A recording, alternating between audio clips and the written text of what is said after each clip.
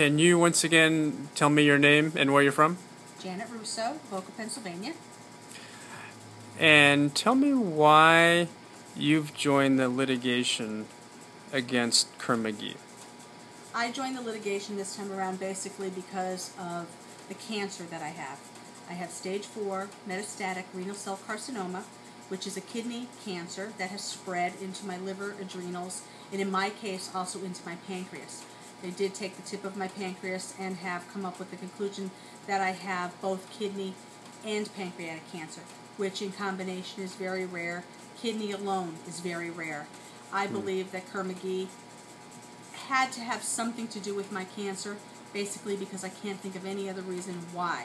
And with such a drastic cancer, with such expenses and such follow-up that's going to be needed for the rest of my life, I believe that I am entitled to something of this case. I'm one of the higher, I believe, risks on the totem pole for this. You know, I don't have skin cancer and one little melanoma. I have a major life-threatening, I'm going to die from cancer. So I believe that environmentally, that's what they're telling me this cancer is caused from. This is where I live, this is where I grew up, this is where I've always been. That's where I am with that situation. I believe that there has to be something involved between Kerr-McGee and my cancer. So the Kerr-McGee site was treating railroad ties with this creosote, these chemicals. Did you spend a lot of your time in close proximity to the creosote? Very close, every day. Every day when we were children, especially summers. Summers were spent with us playing in town, down that end of town, in the playgrounds, in the parks, where the creosote was next door.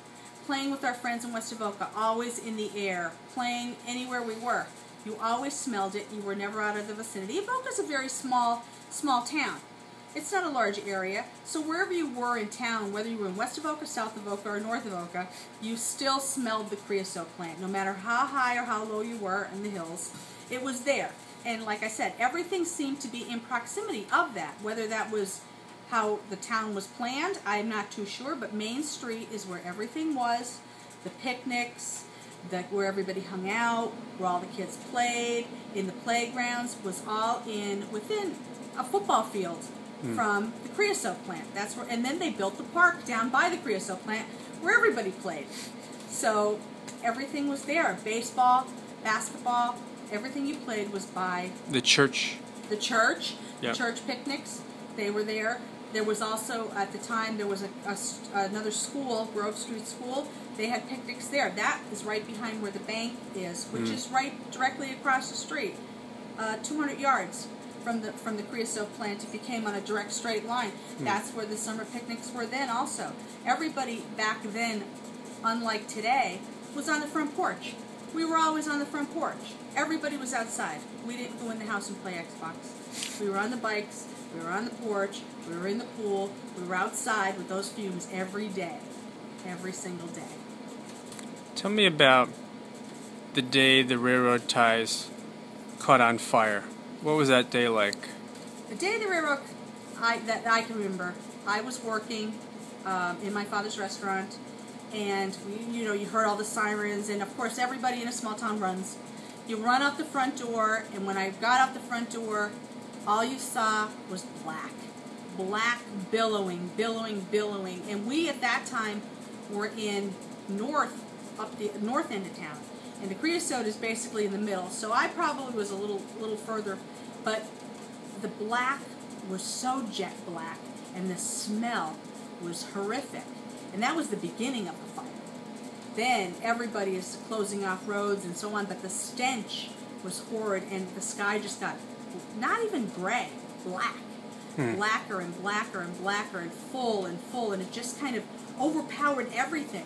It just wasn't one little thing. It was just the whole entire sky. The blue was gone. The blue was gone. It was just black and smelled horrible. Burned down your throat. It was smelled like horrible. What? All chemical. It was all chemical. You knew there was chemical involved. There was no way to say it was going to be you knew it wasn't a brush fire the second you saw the smoke. Before anybody told you what it was, you knew it was a major chemical smell. The closest thing, or maybe you could have possibly said, maybe there were tires on fire. It was that kind of thing. You knew it wasn't a house. You knew it wasn't brush. It was something definitely that smelled and left a memorable thing for you. Just the blackness alone made you think the world was ending. It was so dark, the smoke. You know, it was very, very dark. Finally, for the people in Avoca who have lived near the creosote site, what do you observe as far as cancer? You see a lot of cancer? There's cancer everywhere in Avoca. Everywhere. The creosote plant, I believe there's cancer everywhere in Avoca, basically, again, because of the size of Avoca and the way the town is set up. There's people that live on this side of the tracks, there's the creosote plant, and there's people that live on this side. West Avoca is inundated with cancer. Any kind of cancer, any age. Our part of town is the same thing. You're by the railroad tracks, you're by the creosote plant. Everybody that lives on Main Street in Avoca seems to have something.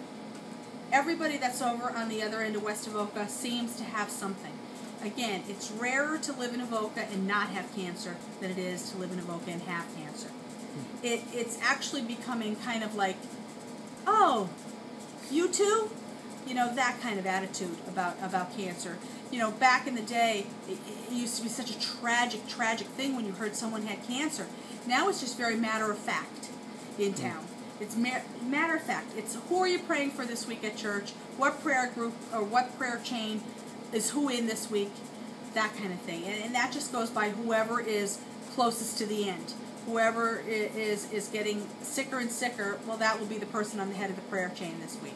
But you can go ask Father, and he can tell you about how many people and how many requests, and just go look at the little book in the back of the church and how many people are putting prayers out for who, because everybody in town seems to have or know someone or be related to someone that has cancer, and not minor cancers, major life-threatening cancers. That's Avoca.